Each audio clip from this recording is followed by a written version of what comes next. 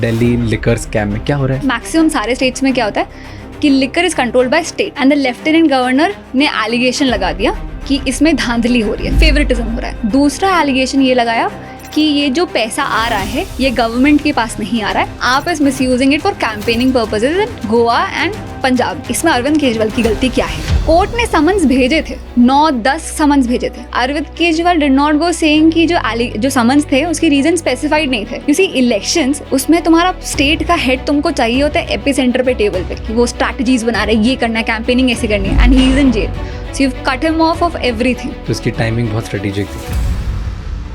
पतंजलि का केस क्या है? पतंजलि की इतनी लक क्यों रही है? तो वन ऑफ दीज एड्स जिसमें ना उसने क्या था, डायबिटीज, हाईली डायबिटिक पेशेंट्स के लिए उन्होंने बोला था कि हम तुमको क्योर कर सकते हैं, एंड द लॉ बहुत स्ट्रिक्टली बोलता है कि तुम ऐसा कोई एड बना ही नहीं सकते हो, ना प्रिवेंशन का ना क्योर का। कोरोना के टाइम पे ये हुआ था कि कोरोनिल करके उन्होंने टैबलेट डाली थी, and they said WHO certification. देश और दुनिया ने मान लिया, भारत ने भी माना और WHO ने भी माना, और अब हमको 150 से ज्यादा देशों के अंदर कोरोनिल बेचने के लिए ऑफिशियल परमिशन है। चलो लगाते तो सच तो होना चाहिए। There was no certification only. Electoral bond क्या है केस ये? एक कंपनी पहले ऐसा था कि it could only donate some % of its profit. इस बार there was no cap, so even a company who was earning only 100 crores was donating 450 crores। 79% लोग हमें सब्सक्राइब नहीं करते out of all the people जो हमारा एपिसोड देखते हैं। तो मेरी एक रिक्वेस्ट है कि अगर आपको हमारे चैनल से कभी भी वैल्यू मिली है या आपको अच्छा लगता है हम जिस तरीके का काम कर रहे हैं, सो प्लीज़ इस चैनल को सब्सक्राइब कर लो, क्योंकि आपके एक सब्सक्राइब दबाने से हमारी पूरी टीम को बहुत मोटिवेशन मिलता है, जिससे हम और ज़्यादा मेहनत करके आपके लिए बेटर से बेटर पॉडकास्ट लाते रहेंगे। आज का जो एपिसोड है अपने सारे परिवार वालों के साथ देखना, क्योंकि इंडिया के जो सारे बड़े बड़े केसेस और जजमेंट्स हैं जो आज की तारीख में इम्पॉर्टेंट है, उन सब के बारे में हमने आज बात करी है इस एपिसोड में। जैसे कि क्या सच में पतंजलि ने स्कैम किया? अगर नहीं तो फिर सुप्रीम कोर्ट उनके पीछे क्यों पड़ा है? क्या है अरविंद केजरीवाल दिल्ली के चीफ मिनिस्टर की कंट्रोवर्सी के पीछे का सच? What are electoral bonds and लोग उसके अगेंस्ट क्यों हैं? लूप होल्स क्या है हिंदू मैरिज में एंड कोर्ट मैरिजेस में? ऐसे कई सारे सवालों का जवाब आज की हमारी गेस्ट प्रिया जैन ने दिया है। She is the founder of Finology legal. अगर आप चाहते हो कि मैं इसी तरह के और एपिसोड्स बनाते रहूं एंड आप हमें सपोर्ट करना चाहते हो, तो please hit the subscribe button, क्योंकि वो एक सब्सक्रिप्शन हमें और हमारी पूरी टीम को बहुत हेल्प करता है। Before you do that, Rajshamani clips and Rajshamani shorts को जाके सब्सक्राइब कर लो, क्योंकि वहाँ पर हम इस बड़े एपिसोड की छोटी छोटी क्लिप्स डालते हैं ताकि आप कम समय में बेहतर लीडर बन सकें। एंड इस पूरे एपिसोड का ऑडियो एक्सपीरियंस सुनने के लिए आप हमें स्पॉटिफाई पे भी सुन सकते हैं, वहाँ पे जाइए और हमें फॉलो कर लीजिए। Enjoy the show.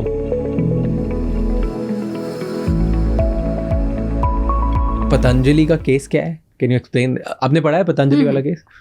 तो पतंजलि का केस क्या है? पतंजली की इतनी लक क्यों रही है ऑल ऑफ अ सडन, जहाँ पे सुप्रीम कोर्ट ने ये बोल दिया कि आपकी जो पॉलिसी है वो इस पेपर से भी कम की कीमत की है? Like that statement is very bold and big, और मीडिया में देना इतना बड़ा। सो व्हाट क्या हो रहा है पतंजलि के साथ जहाँ पे उनकी अपॉलॉजी पेपर की कम की कीमत की? तो a lot of players are there in this case, और थोड़ा समझना पड़ेगा कैसी चीज़ें हो रही है, ठीक है? एक तो I made a video on it, Patanjali वाला, एंड और मुझे लगा था पीपल विल सपोर्ट इट कि हाँ सही किया सुप्रीम कोर्ट ने। भाई तुमको लगता है कि सुप्रीम कोर्ट जजमेंट ही नहीं देती है, जब जजमेंट देती है तो तुमको लगता है कि पतंजलि को साइडलाइन क्यों कर दिया, इतने सारे कॉर्पोरेट्स हो गए। हमने देखी अरे भाई कर तो रही है करके, क्रेडिट दो जब व्हेन इट्स ड्यू करके। क्या लोग चिढ़ रहे हैं कि पतंजलि के साथ क्यों? हाँ, तो इसलिए कि इंडियन ब्रांड के पीछे क्यों लगे तुम, बॉर्नविटा को क्यों नहीं बोल रहे हो, तुम किसी और को क्यों नहीं बोल रहे हो? So I tell you how it happened was, ये पहली बार नहीं था जब पतंजलि ने किया था। तो ऐसा होता है कि this debate is not around Ayurvedic, allopathy, homeopathy, modern science है ही नहीं। लॉ अपना है FSSAI, food safety and standards authority of India, ऐसा है। वो ये बोलता है कि आप कुछ बीमारियों के बारे में एड्स बना ही नहीं सकते हो। एड्स का हो गया, BP का हो गया, आप ये बोल ही नहीं सकते कि आप क्योर कर सकते हो या फिर प्रिवेंट कर सकते हो। तो वन ऑफ दीज एड्स जिसमें ना उसने किया था डायबिटीज़, हाईली डायबिटिक पेशेंट्स के लिए उन्होंने बोला था कि हम जो इंसुलिन पे थे कि हम तुमको क्योर कर सकते हैं, एंड द लॉ बहुत स्ट्रिक्टली बोलता है कि तुम ऐसा कोई एड बना ही नहीं सकते हो, ना प्रिवेंशन का ना क्योर का। And they were urging people to stop using modern medicine. तो वो लोग जो जा रहे थे डॉक्टर्स के पास, वो जाना बंद कर दिया। अब तो वो लोग जो इंसुलिन यूज, तो when insulin was discovered Nobel prize मिला था, तो someone who can cure it उसको भी मिलना चाहिए। तो they made a proper ad, सब कुछ हुआ, तो they were promoting AYUSH treatment, Ayurvedic, ये सारी चीज़ें, पर मॉडर्न मेडिसिन को वो नीचा दिखा रहे थे। बहुत बार ये सारी चीज़ें हुई थी, उनको नोटिस गए थे कि you should not be doing this. फिर अपने कोरोना के टाइम पे ये हुआ था कि कोरोनिल करके उन्होंने टैबलेट निकाली थी, and they said WHO certification. WHO is not a medical body, उसका सर्टिफिकेशन कोई वैल्यू नहीं है। चलो लगा दिया तो सच तो होना चाहिए। There was no certification, only nothing, blatant lie, nothing of that sort, और लोग ले रहे थे। मतलब उसमें WHO का उन्होंने ऐसी स्टैंप लगा दिया बिना WHO की परमिशन। There was nothing. और मेरे को बता, इतने सारे लोग थे जो क्या बोलते हैं, इंजेक्शन वगैरह नहीं लगवा रहे थे, ये सोच के कि हम आयुर्वेद से ट्रीट हो जाएंगे, and there was nothing in it. Nepal blacklisted Patanjali in 2022। तो FSSAI, हाँ, अब सुप्रीम कोर्ट क्यों वाट लगा रही है? पहला तो उसको इतनी बार 5-6 बार और भी बोल चुका था तुमको नहीं करना चाहिए, वो हर बार अपोलोजाइज करता था पर कुछ नहीं करता था। अब FSSAI क्या करता है, ये कंपनी के ऊपर तो लगाता है ये ओनर्स की तुम नहीं करोगे, प्लस स्टेट गवर्नमेंट के ऊपर भी डालता है कि तुम्हारी जो लाइसेंसिंग अथॉरिटी है उसको बोलो रेगुलर चेक्स करे, सारी चीज़ें करे। तो लाइसेंसिंग चेक्स तक खूब सारे हो रहे थे, जैसे उनका जो मस्टर्ड ऑयल है उसमें फ्लॉ नहीं कर रहा था, काऊ घी उसमें फ्लॉ नहीं कर रहा था, जो उनके काऊ घी में क्या फ्लॉ निकला, अडल्टर्ड है, फिर कुछ तो निकला था। फिर जो उनका मैगी है उसमें परमिसिबल लिमिट ऑफ ऐश का ट्रिपल द क्वांटिटी, ये सारी चीज़ें हो रही थी। तो बहुत सारे फ्लॉज हो रहे थे, but Uttarakhand state government was not taking strict action. Then supreme court उनको बुला भी थे, फिर वो नहीं आए, वो अपॉलॉजी भेज रहे थे। Then supreme court had it कि तुम्हारा खत्म करो करके, ये हो क्या रहा है करके। तो सुप्रीम कोर्ट ने उनको नोटिस दिया कि आओ पहले बताओ, जवाब दो कि तुम ये क्यों कर रहे हो। उन्होंने इग्नोर किया। उन्होंने स्टेट गवर्नमेंट को भेजा, स्टेट गवर्नमेंट ने भी इग्नोर किया। तो सुप्रीम कोर्ट ने बोला ये स्टेट गवर्नमेंट और पतंजलि दोनों आओ अब। बिकॉज और फिर मेरे को ये लगता है कि अ कंपैरिजन ऑफ पतंजलि और Bournvita can not be done, because one health drink, एक तो हेल्थ ड्रिंक का कोई डेफिनेशन नहीं है, it's a drink, and second is marketing itself as a medicine. तो मेडिसिन और समथिंग ऑप्शनल को कंपेयर नहीं कर सकते। एक को आप रिलीजियसली ले रहे हो, एक को आप ऑप्शनल ले रहे हो। तो the owners on Patanjali will definitely भी मोर, जो वाट लगनी चाहिए उसको फटकार लगनी चाहिए, डेफिनेटली ज़्यादा होनी ही चाहिए, और सही भी हो रहा है। एंड आई से अगर ये सिप्ला भी करती, नोवार्टिस भी करते, बहुत सारे केसेस में, रैनबैक्सी वाले केसेस में, बहुत सारे केसेस में उनको भी लगी है। तो ऐसा नहीं कि सिर्फ पतंजलि की लग रही है, उनकी साइलेंट में लग गई थी, उनकी थोड़ी जोर से लग पब्लिक में। हाँ, क्योंकि उन्होंने एडवर्टाइजमेंट भी तो जोर शोर से किए थे। नो अदर एलोपैथिक ब्रांड और Ayurvedic brand has done it like Patanjali. तो तुम जितना ज़्यादा करोगे उतना ज़्यादा सुनोगे भी। तो ऐसा कुछ बायसनेस का स्कोप ही नहीं है। The supreme court is doing good to the people, कि वो उनको बोल रही है कि तुम लोगों को बहकाओ मत गलत चीजें लिख के। इससे ना अच्छी चीज़ ये होगी कि even if people are not liking कि क्यों हो रहा है पता नहीं, इससे भी बहुत अच्छी चीज़ आएगी। जो ये लॉ है ना FSSAI, ये क्या बोलती है कि तुमको 6 महीने का पनिशमेंट मिल जाएगा या फिर हल्का सा फाइन। अगर इंडिया में कोई भी चीज़ हिट होती है, करोड़ों लोग कंज्यूमर है, तुम करोड़ों कमा रहे हो, तुम 20,000 का फाइन दे दोगे तो क्या ही होगा। तो the laws have to be stringent in this area. तो इन सब से यही फर्क पड़ेगा कि FSSAI अब स्ट्रिक्ट होगी। तो कमिंग बैक टू, अब लोग बोल रहे हैं बॉर्नवीटा को क्यों नहीं बोल रहे हो, तो बॉर्नवीटा को तो भी अनाउंस कर दिया कि हेल्थ ड्रिंक नहीं होगा, food pharma all the way. Revant killed it, all kudos to him, he got a great change। Article Bournvita के बारे में कि सुप्रीम कोर्ट फिर से FSSAI के ऊपर गई है कि तुम हेल्थ ड्रिंक को डिफाइन तो करो। There is no category which defines what is a health drink, it's just term. तो कोई भी हेल्थ ड्रिंक लगा सकता है। हेल्थ ड्रिंक एक स्कैम है, इट मीन्स नथिंग। तो सुप्रीम कोर्ट यही बोल रही है कि यू डिफाइन इट। पर टेल मी, जो क्लेम्स होते हैं उसको क्यों नहीं कोर्ट बैन करता है? जैसे कॉम्प्लान एक क्लेम करता था कि लंबा कर देगा, राइट? सालों साल मेरे घर वालों ने मुझे हॉर्लिक्स छोड़वा के कॉम्प्लान पिलाया फिर। I used to not like Complan, I used to love Horlicks and be like मेरे को हॉर्लिक्स चाहिए, मुझे टॉलर, शार्पर, स्ट्रॉन्गर तीनों बनना है यार, मुझे क्यों सिर्फ टॉलर। तो अब ऐसे उन्होंने क्लेम किया, क्या ये प्रूवन है कि वो टॉल करता है? नहीं है। तो फिर क्यों, कैसे क्लेम कर सकते हैं? तो क्या होता है, ये तुम्हारी FSSAI वाली एजेंसीज, ये सारी बॉडीज होती है। तो अपना लॉ में ना you also have to understand कि लेजिस्लेटर्स का काम है लॉ बनाना। Then comes the role of executives, जिनका काम है लॉ को इम्प्लीमेंट करना। तो अपने लॉ बना दिया FSSAI का, अपने पूरा लॉ बना दिया, सब कुछ सही है, अब उसको इम्प्लीमेंट तो लोग करेंगे ना। If there is a loophole coming, you put it in the parliament. तो इट्स नॉट एक्चुअली द काम ऑफ द लेजिस्लेटर्स। जैसे LGBTQ वाली चीज़, अब उसमें लॉ बना, लीगल मैरिज को सैंक्शन करना चाहिए नहीं करना चाहिए, वो सुप्रीम कोर्ट कर ही नहीं सकती है यार, वो पार्लियामेंट को करना है। तो लोगों को लगता है लॉ हो गया मतलब पूरा तुम्हारा लेजिस्लेटर्स का काम हो गया, एग्जीक्यूटिव्स भी तो आ जाते हैं इसमें, तुम्हारी पार्लियामेंट है क्यों?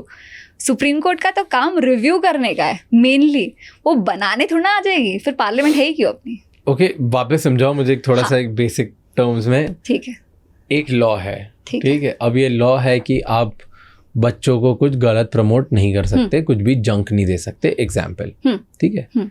तो ये कैसे बनता है, ठीक है, कितने पार्ट्स में डिवाइड होता है, कौन एग्जीक्यूट करता है, कौन बनाता है, सब एक एक करके समझो तो इंडिया में इजी लैंग्वेज में, जैसे मेरे दादा को समझ में आ जाए। ठीक है, तो अपने पास अपनी पार्लियामेंट है जिसको अपन 60,000 करोड़ का खर्चा करके, उससे ज़्यादा का खर्चा करके इस साल इलेक्शंस करवाने वाले, सबको अपॉइंट करने वाले। उनका 60,000 करोड़ का खर्चा करके हम इलेक्शन में उन्हें अपॉइंट करने वाले। अपने तेरे मेरे वोट की 700 रुपए की कीमत है, 2019 में थी, अभी बढ़ गई होगी। तो अपन वोट करके इनको लगाते हैं, बैठाते हैं सिर्फ इंडिया के लिए बेटर लॉज बनाने के लिए, बेटर पॉलिसीज बनाने के लिए। उसके बाद ये जो पॉलिसीज बना रहे हैं, जो लॉज बना रहे हैं, वो सही बना रहे हैं कि नहीं, ये देखने का काम जुडिशरी का है। हम जुडिशरी क्या? जुडिशरी आपके सुप्रीम कोर्ट, सारे कोर्ट्स वगैरह हो गए। हमको लगता है कि अगर सुप्रीम कोर्ट का ही काम है लॉ बनाने का, ऐसा नहीं है। सुप्रीम कोर्ट का मेन काम रिव्यू करना है कि सही है कि नहीं। हाँ, तो ऑल आर पैरेलल, ऐसा नहीं कि सुप्रीम कोर्ट सुप्रीम हो गई, ऑल आर पैरेलल। तो पार्लियामेंट लॉज बनाती है, तुम चैलेंज, जैसे आधार कार्ड जजमेंट वाला कुछ भी आया, फिर कुछ भी अगर कोई लॉ आ रहा है, फार्म लॉज अगर हम ले लेते हैं, तो पार्लियामेंट ने फार्म लॉज बनाए, फार्म लॉज को चैलेंज करोगे सुप्रीम कोर्ट में, if you don't agree with it, and the supreme court will say कि हाँ वो सही है, नहीं है, कॉन्स्टिट्यूशनल है, नहीं है, तो it only gives a tick. Main काम उसका वही है, पर लॉ बनाने का काम पार्लियामेंट का। ओके, अब ये जो बच्चों के लिए क्लेम्स वाली चीज़ हो गई, उसके लिए हमने एक एजेंसी बना के रखी हुई है। अब अगर वो एजेंसी ही टूथलेस है, वो एक्शन ले ही नहीं पा रही है, then the parliament should do something about it. तुम बाय लॉ के हिसाब, अगर तुम बोलोगे फॉर एग्जाम्पल पेट्स के हिसाब से, क्रूएल्टी के हिसाब से ले लो, इफ़ यू, अगर तुम गाय को मारो, कुत्ते को मारो, 50 रुपये का फाइन है, तो लॉ तो है, ऐसा नहीं कि लॉ नहीं, और 50 रुपये का फाइन नहीं करेगा तो कोर्ट तुमको बोलेगी 50 रुपये भरो, पर उस लॉ को तुम ह्यूमन लेवल पे लेके आना तो पार्लियामेंट का काम है ना। तो it is the work of the parliamentarians. हर कोई वैसा नहीं हो रहा है, तो पार्लियामेंट, इसलिए मेरे को लगता है अभी सबसे ज़्यादा वोटर्स, एक बहुत सारे फर्स्ट टाइम वोटर्स होने चाहिए, and they've got great responsibility. तो अपन सब क्वेश्चन कर लेते हैं कि ये क्यों नहीं हुआ, वो क्यों नहीं हुआ। भाई तूने वोट देते वक्त सोचा था कि 2047 का प्लान क्या है, फिर अपन का नेक्स्ट 5 साल की क्या पॉलिसी चाहिए, do you have those policies? But कुछ आ जाएगी तो उसको just as a trend you have to troll that thing. तो इससे मुझे ये बताओ कि अभी आपने ये पढ़ा दिल्ली में क्या हो रहा है? इलेक्टोरल बॉन्ड्स वाला? नहीं, इलेक्टोरल बॉन्ड्स तो दिल्ली लिकर स्कैम वाला। हाँ, दिल्ली लिकर स्कैम में क्या हो रहा है? तो जहाँ पे दिल्ली के सीएम को अरेस्ट कर लिया ईडी ने, like is it all related? Okay, अगर तो देखेगा ना 10 साल, पूरा 10 साल ऐसा लगता है कि सब कुछ रिलेटेड है। Everything is chess game. कुछ पावर्स होती है जो सेंटर के पास होती है। So we have 3 list, central list, state list and concurrent list. ये 3 लिस्ट है कॉन्स्टिट्यूशन में। उसमें सब में सब्जेक्ट्स है, अलग अलग सब्जेक्ट्स है। तो जैसे पुलिस आ गया, वो स्टेट देखेगी, एजुकेशन अगेन कॉन्करेंट लिस्ट, दोनों को देखना है ऐसे करके। तो दिल्ली में पहला केस, मतलब 3-4 साल, 2 साल पहले ऐसा कुछ दिल्ली में केस स्टार्ट हुआ कि दिल्ली में जो सारी सर्विसेज हैं ये किसके कंट्रोल में रहेगी? लेफ्टिनेंट गवर्नर की, जो सेंटर अपॉइंट करता है, या चीफ मिनिस्टर की, जो स्टेट अपॉइंट करता है। तो you have 2 power struggles which does not happen in normal state. तो जैसे अगर छत्तीसगढ़ की बात करूँ तो गवर्नर हो गया जो सेंटर अपॉइंट करते हैं, और chief minister. But there is a clear division की चीफ मिनिस्टर क्या करेगा, चीफ मिनिस्टर क्या करेगा। चीफ मिनिस्टर के पास ही मोस्टली पावर्स होती है। तो स्टेट इज स्टेट के हाथ में, वैसा वाला। पर दिल्ली में क्वेश्चन ये उठा कि ये जो सारी सर्विसेज हैं तुम्हारे, पुलिस हो गया, स्टेट नहीं है, यूनियन टेरिटरी। ओके, तो आपकी जो ये सारी पुलिस हो गया, लैंड हो गया, पब्लिक ऑर्डर हो गया, ये सारी चीज़ें, और Delhi is the AP centre. तो इनको लेके डिसीजंस कौन बनाएगा? लेफ्टिनेंट गवर्नर, मतलब तुम्हारा सेंटर, या फिर लोगों ने जो चीफ मिनिस्टर को अपॉइंट किया है वो। तो सुप्रीम कोर्ट डिसाइडेड, केस चल रहा था, सुप्रीम कोर्ट सेड कि हाँ, ये जो सारी पावर्स है, सारी की सारी पावर्स लेफ्टिनेंट नहीं, सारी की सारी पावर स्टेट के पास रहेगी। सिर्फ 3 पावर्स कुछ थी, पुलिस, पब्लिक ऑर्डर और लैंड। इन 3 के मामले में आप गवर्नमेंट, हाँ, ऐसा लॉ आया, सब कुछ हुआ। तो फाइनल ये हो रहा था कि स्टेट गवर्नमेंट को ज़्यादा पावर मिल रही थी इस जजमेंट में, and they passed a law, NCT law करके कुछ पास किया, जिसमें the power was transferred again to lieutenant governor, कि नहीं, दिल्ली में जितनी भी सर्विसेज है उनको लेके जो पावर होगी। जैसे क्या? तो पुलिस को लेके कि पुलिस की कहाँ की रहेगी, कैसी रहेगी, किस चीज़ में एक्शन ले सकती है, क्या नहीं कर सकती है, लैंड को लेके कि एम्बेसी कहाँ बननी चाहिए, कहाँ पे क्या चीज़ बन, ऑल ऑफ दिस सारी पावर्स सेंटर लेगा, ना कि स्टेट लेगा। ये जजमेंट सेटल हो गया। दिस वॉज अलग इंस्टेंस। अभी हम आते हैं दिल्ली लिकर पॉलिसी में। तो क्या होता है, मैक्सिमम सारे स्टेट्स में क्या होता है कि liquor is controlled by state, वो ही टैक्स लगाते हैं, वो ही उनका करते हैं। तो दिल्ली का एक्साइज रेवेन्यू कुछ 4,000-4,500 करोड़ का आ रहा था, एंड आप मेड दिस पॉलिसी कि वो एक ऐसा दिल्ली लिकर पॉलिसी लेके आया जिसमें वो प्राइवेट प्लेयर्स को इंट्रोड्यूस कर रहे थे। So the idea behind it very simple, business proposition. जैसे आपका स्टेट तो केरला हो गया, तमिलनाडु, ये सारे स्टेट, बैंगलोर देखो तो बहुत ज़्यादा पैसा मिलता है लिकर से, क्योंकि आप 50% 60% टैक्स लगाते हो, तो अच्छा खासा पैसा मिलता है उससे। तो प्राइवेट प्लेयर लाना मतलब जो शराब भट्टियाँ होती है वो गवर्नमेंट नहीं चलाएगी, वो प्राइवेट प्लेयर्स आ सकते हैं उसको चलाने के लिए। तो अभी हर जगह गवर्नमेंट ही चलाती है? गवर्नमेंट चलाती है, गवर्नमेंट देती है लाइसेंसेस, गवर्नमेंट के प्लेयर्स रहते हैं, टेंडर्स होते हैं, वो सारी चीज़ें होती हैं। ओके, तो अभी वो ऐसा बोल रहे हैं कि प्राइवेट प्लेयर आके टेंडर्स दे सकते हैं, प्राइवेट प्लेयर आके डिसाइड कर सकते हैं कि पूरा दारू का डिस्ट्रीब्यूशन कैसे होगा, कितना डिस्काउंट देना है एमआरपी पे। तो all of this have two main objectives. एक तो ये कि कंज्यूमर का एक्सपीरियंस अच्छा करना था उनको, जिस वजह से उन्होंने 2 बजे तक या 3 बजे तक दुकान खुली रह सकती है, home delivery of liquor start कर दिया, एमआरपी पे आप डिस्काउंट कर सकते हो।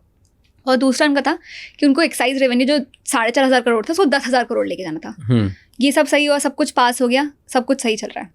अब इसके बाद होते हैं पंजाब के इलेक्शन और गोवा के इलेक्शन, जिसमें आपकी विक्ट्री रही है फिर ऐसा कुछ, एंड द लेफ्टिनेंट गवर्नर ने एलिगेशन लगा दिया कि इसमें धांधली हो रही है, फेवरेटिज्म हो रहा है। तो जिनको टेंडर मिल रहे हैं वो फेवरेटिज्म की वजह से मिल रहे हैं, या फिर उनको अनड्यू एडवांटेजेस मिल रहे हैं लोकेशन का या फिर किसी चीज़ का। एक ये लगाया। दूसरा एलिगेशन ये लगाया कि ये जो पैसा आ रहा है ये गवर्नमेंट के पास नहीं आ रहा है, एक्साइज डिपार्टमेंट के पास नहीं आ रहा है, आप इस misusing it for campaigning purposes in Goa and Punjab में।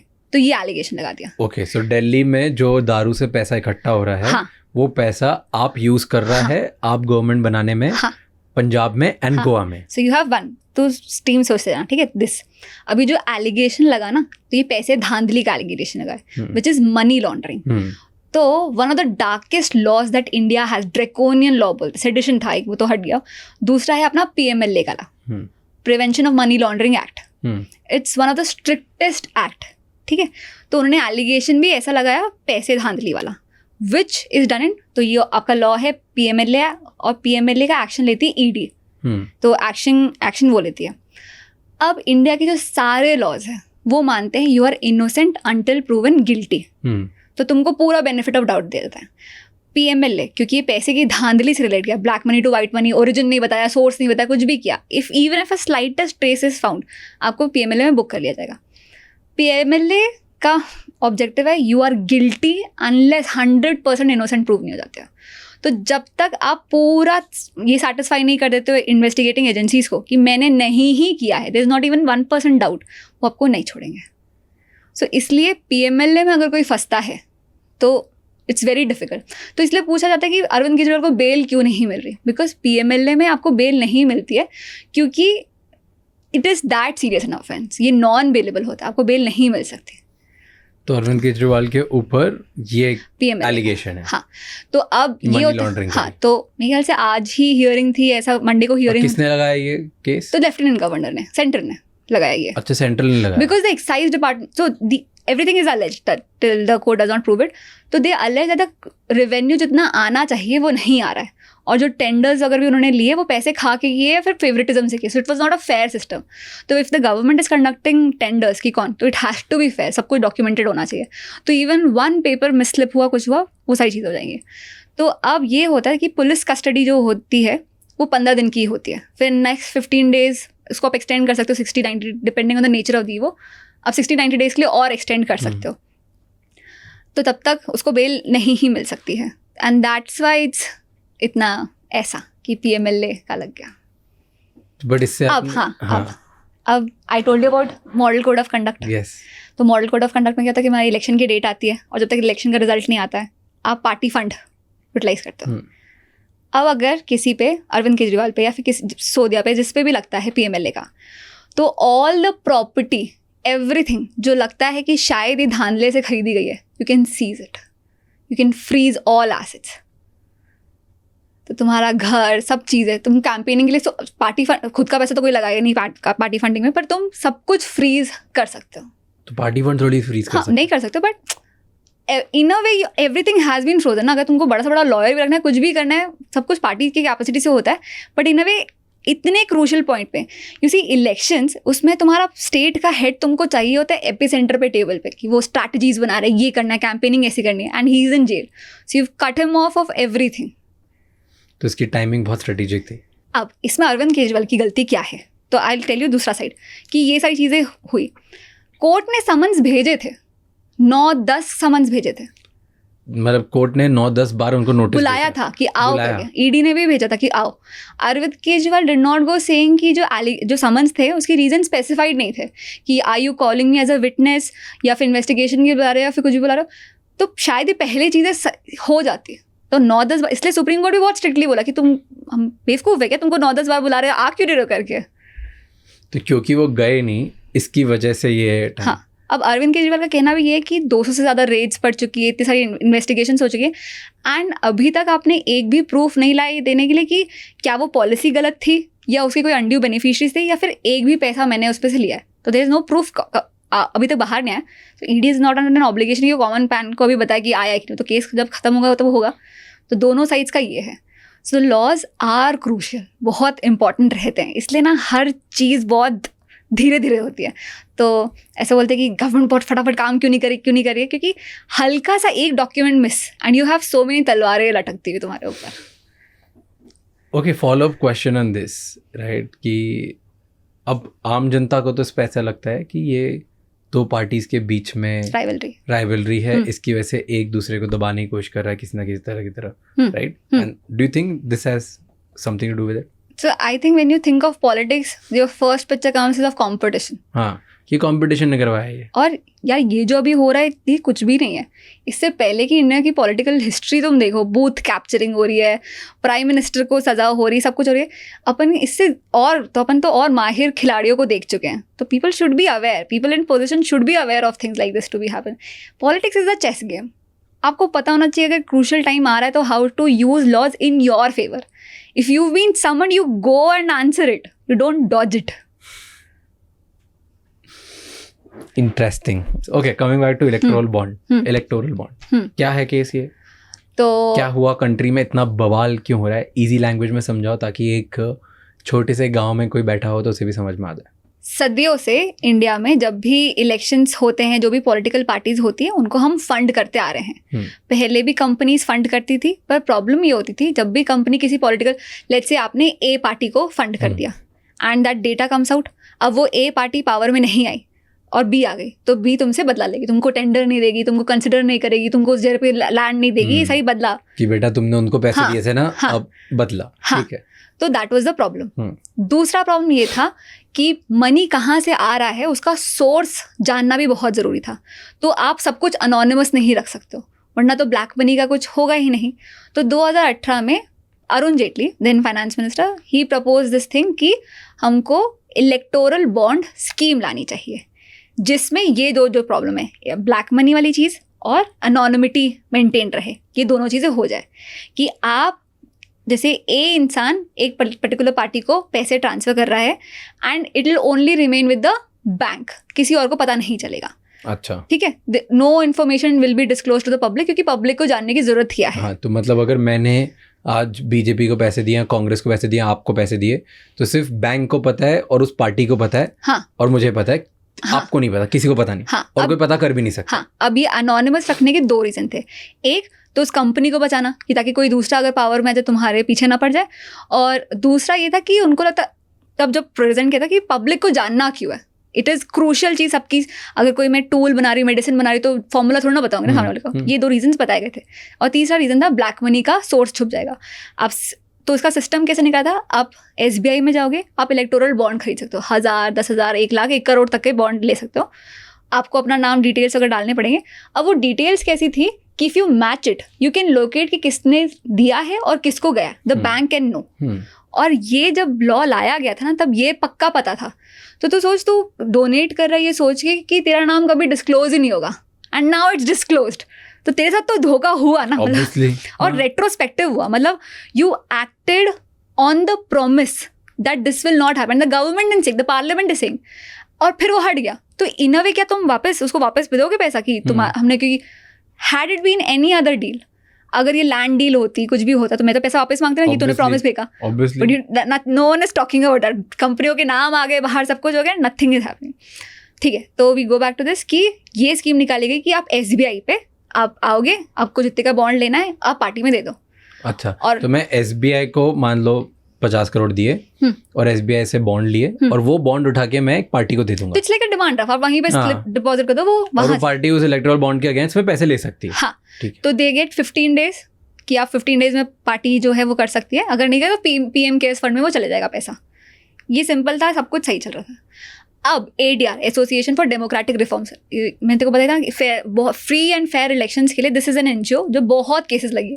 इसके पहले उनका एक बहुत अच्छा केस था जिसमें उन्होंने बोला कि हर पार्टी जिसका कैंडिडेट है उसका क्रिमिनल रिकॉर्ड उसको बताना पड़ेगा ही, विच इज़ अ वेरी अच्छा हाँ। स्टेप। तो this case also came in limelight because of ADR। तो ADR ने फाइल किया ये केस कि हमको as a voter it is our right to know कि फंड आ कहाँ से रहा है, जो हमारी पॉलिटिकल पार्टीज है जो कैंपेनिंग कर रही है उसको कहाँ से पैसा आ रहा है। And why is it important कि जैसे उन्होंने तो ये बोल दिया था कि बाहर की कंपनीज नहीं कर सकती, चाइना नहीं कर सकती, सब नहीं कर सकती है, but as a citizen I have this right to know कि पैसा आ कहाँ से रहा है। They are my representative, so what are they doing, it's part of my business. और ये कुछ ऐसा नेशनल सिक्योरिटी की चीज़ तो नहीं है कि तुम मुझे नहीं बता सकते हो। तो they filed this case, supreme court agreed कि सही बात है, as voters you have this right कि तुम्हारी पार्टी के पास पैसा आ कहाँ से रहा है, so that you so and why is it सही ऑल्सो। तो समझ कि मैंने I am this a party और मैंने किसी एक गवर्नमेंट को दे दिया, कंपनियों में किसी को दे दिया पैसे 100 करोड़, कल को जाके मुझे ही फायदा हो रहा है, तो people will be able to connect the dots and question you कि इसी को क्यों दे रहा है, मतलब क्या पैसे से ही ऐसा हो रहा है क्या, are you working for them और you are working for people. So it is important to know कि पैसे कहाँ आ रहे हैं और किसको जा रहे हैं। अब ये जो इलेक्टोरल बॉन्ड स्कीम है ये एक स्कीम है जिससे पैसे आते हैं, देयर आर तो इसमें बस ये था कि ये चीज़ें अनोनिमस रहती हैं, कौन दे रहा है किसको दे रहा है वो हो गया। इसके अलावा भी बहुत सारी स्कीम्स है जिसमें आप पैसे लेते हो, तो सब होता है। नो वन इज क्वेश्चनिंग कि कंपनीज के पास पैसे कहाँ से आए, कुछ नहीं करते जैसे। तो यू अंडरस्टूड ये इलेक्टोरल हाँ ये सारी चीज़ हुई। तो SBI इसमें फंसी कि तुम क्यों नहीं कर रहे थे, उसको बहुत लगी इतना फटाफट क्यों नहीं कर रहे, तुम नेशनल बैंक को क्यों नहीं कर पा रहे हो, सारी चीज़ें बाहर आई। अब जो टॉप डोनर है, अब प्रॉब्लम यहाँ पे लोगों को ये हो रही थी कि, तो मुझे इसमें प्रॉब्लम ये लग रही थी कि when Arun Jaitley was proposing this electoral bond वाली चीज़, ही सेड कि हमने कितनी मुश्किल से कैसा फॉर्मूला निकाला जिसमें ऑपोजिशन भी कमा पा रही है। तो दिस वाज अ स्कीम जिसमें सिर्फ BJP को पैसा मिलेगा ऐसा नहीं, anyone who wants to donate to anybody can donate to anybody. And that's why ये सुप्रीम कोर्ट वाली चीज़ के पहले किसी को प्रॉब्लम हो भी नहीं रही थी। Why was the opposition said कि we will not accept it, they were तो इन कैशिंग कैश। तो अगर 50% मतलब ऑपोजिशन ने पहले कोई प्रॉब्लम दिखाई नहीं। हाँ, तो I am not trying to say कि BJP ने सही किया, आई एम सेइंग कि everyone is hand in gloves वैसे वाली चीज़। सारे लोग खुश थे। हाँ, पैसा आ रहा है तो बढ़िया चल रहा है, सबका कैंपेनिंग सीजन चल रहा है, कोई बाद में देखेंगे, प्रॉब्लम है तो हम बाद में देश का सोचेंगे।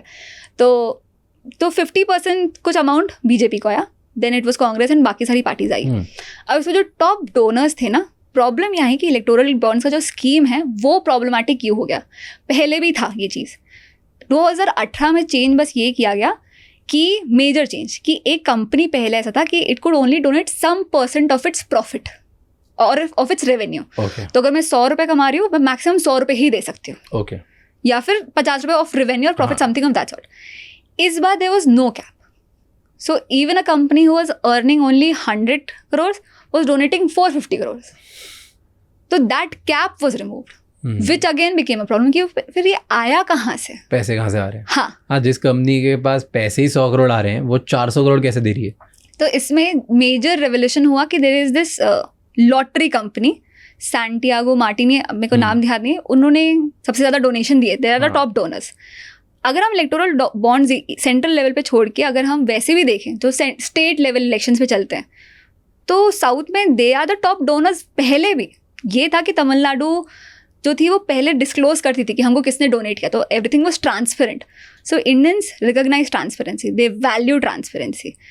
पर अब क्या होगा इज अ क्वेश्चन, क्योंकि मेरे को पास ये लग रहा है कि if a promise was made that names will not be disclosed and now the names are disclosed, तो क्या ये गलत नहीं है कंपनीज के पॉइंट से कि फंसे तो हैं, तो वैसे वाली चीज़ है।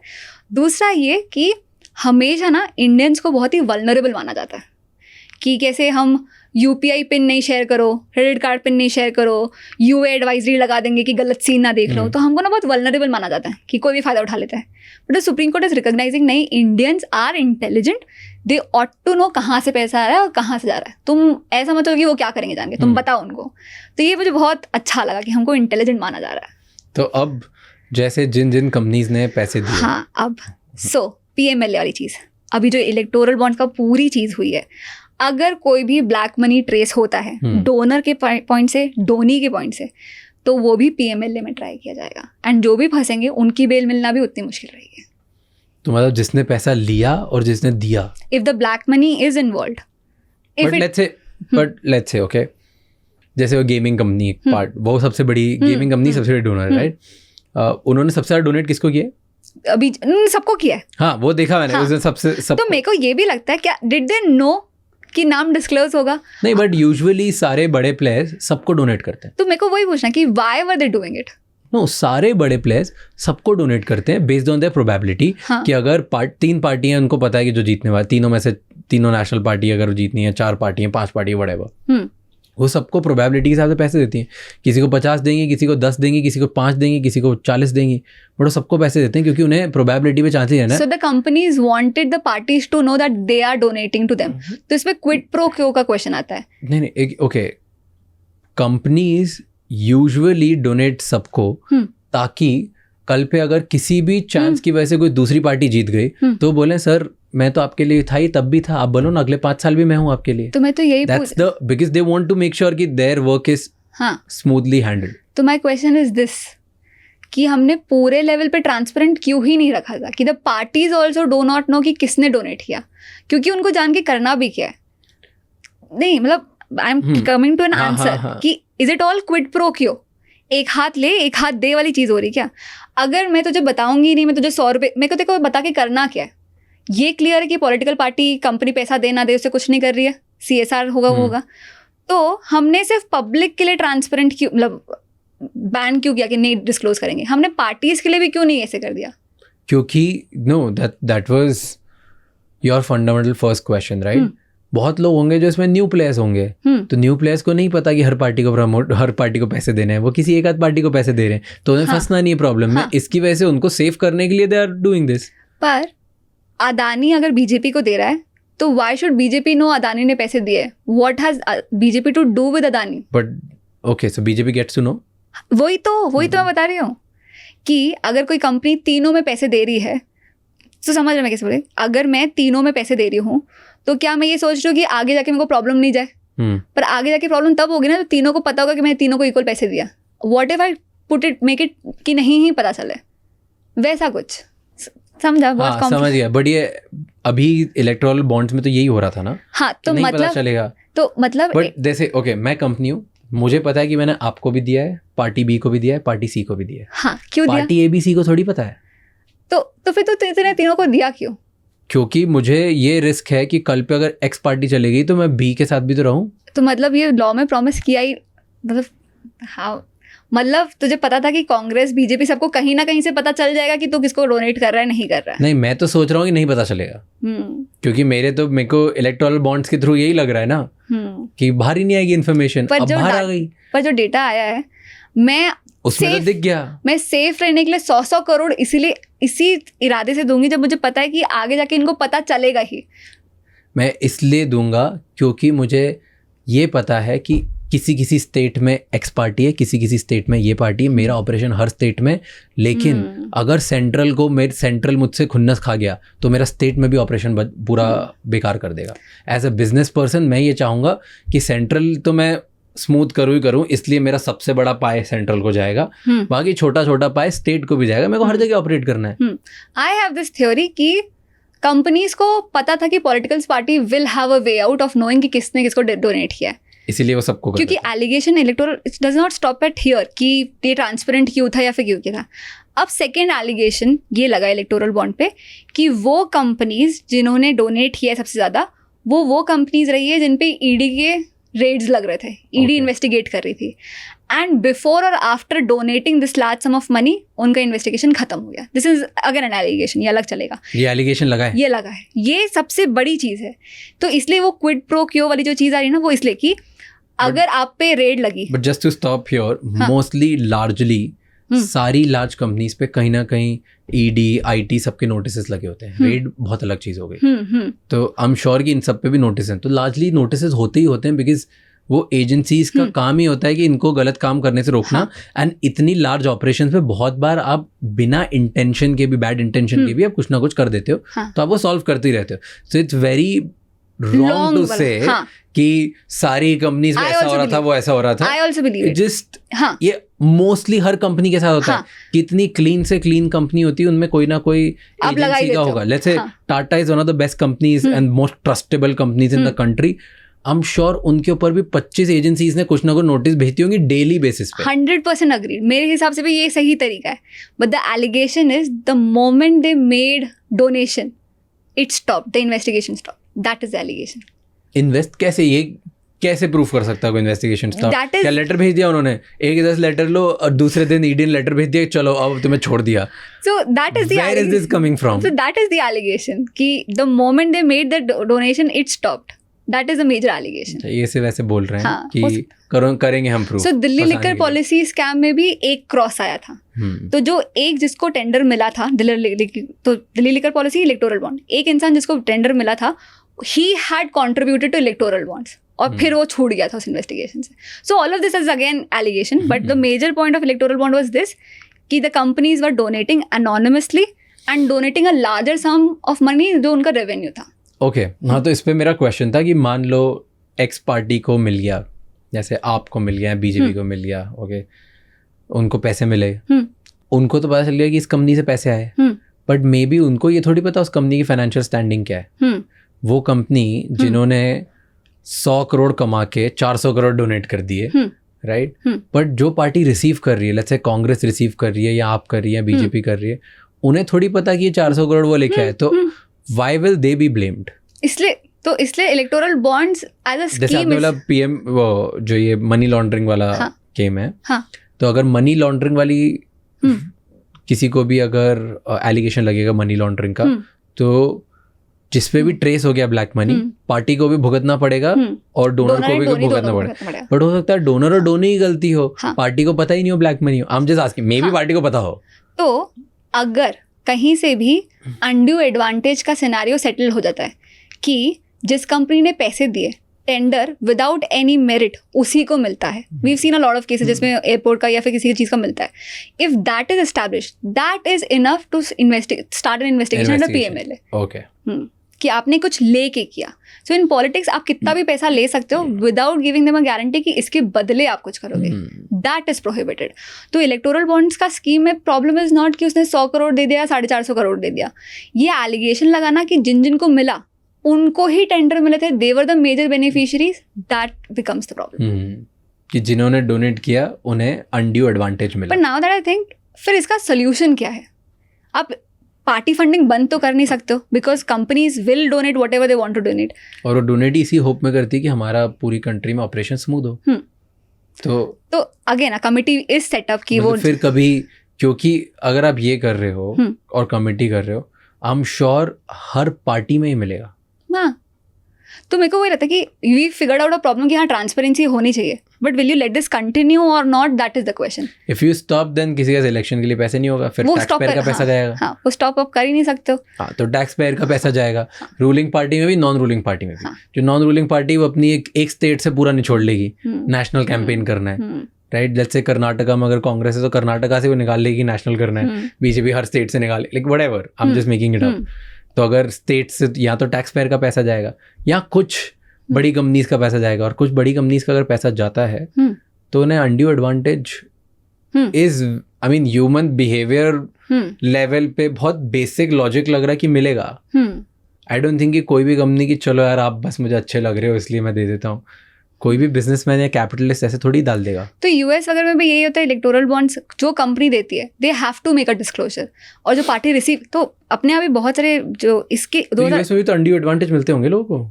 नॉट क्लियरली आप कर ही नहीं सकते हो वाली सारी चीज़ें. Clearly you can't, but हाँ. you see another thing is again इस पॉडकास्ट पे मैं बात कर रहा था एक बहुत स्ट्रांग IAS ऑफिसर से, और मैंने उनसे ये पूछा कि टेंडर अगर गवर्नमेंट को किसी ने पैसे दे दिए, किसी बड़ी कंपनी ने, और बहुत पैसे दे दिए, तो क्या टेंडर उन्हें 100% मिल जाएगा?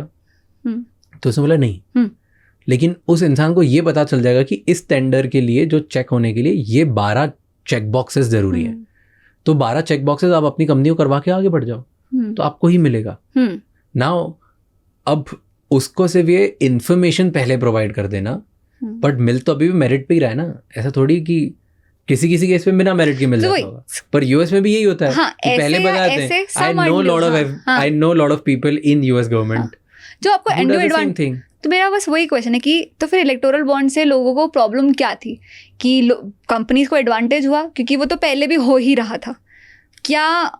एंड हाँ, main problem is the entire game is of allegation. जो दिल्ली लिकर पॉलिसी स्कैम है, जो अरविंद केजरीवाल जेल पे है, एवरीथिंग इज ऑन एलिगेशन अभी तक. तो अगर मैं बोल रही हूँ हाँ, तू चोर तो जो इलेक्टोरल बॉन्ड में भी बोल रही हूँ कि एलिगेशन लगाए कि कंपनी कर रही है, and allegation is enough to start a case under PMLA. You only need a speck, क्योंकि वो चेंज हो गया ना. तो you are saying electoral bonds के जो ये ट्रांसपेरेंसी आई है, investigations will wide spread investigations will start. तो हर पार्टी पे पहले तो कंपनीज पे स्टार्ट होगी. हाँ, मतलब हर कंपनी पे, हर कंपनी के बाद फिर हर पार्टी पे. अब वो क्योंकि हर जगह अब अगर नहीं होता स्टार्ट, तो फिर I will be safe to presume कि क्या ऑपोजिशन भी बेनिफिशियरी है, because this is a nice opportunity to start a case of PMLA. But वो सी हियर्स माय क्वेश्चन, मैं एक नॉर्मल सिटीजन जैसे क्वेश्चन पूछ रहा हूँ. मे बी जितने लोग लॉ को समझते हैं बहुत अच्छे से या बहुत ज़्यादा एडवांस अंडरस्टैंडिंग है, टेक्निकल अंडरस्टैंडिंग हो इस केस के बारे में, वो मुझे बोली कैसे सवाल पूछ रहा है. आई am asking from a very simple common man perspective. ठीक है, कॉमन मैन जैसे एक कंपनी है जिसको मान लो अनड्यू एडवांटेज मिला, ठीक है, उस कंपनी ने बीजेपी को भी पैसे दिए, कांग्रेस को भी पैसे दिए, आपको भी पैसे दिए, मान लो वेस्ट बंगाल में ममता बनर्जी की पार्टी को भी पैसे दिए, सबको पैसे दिए.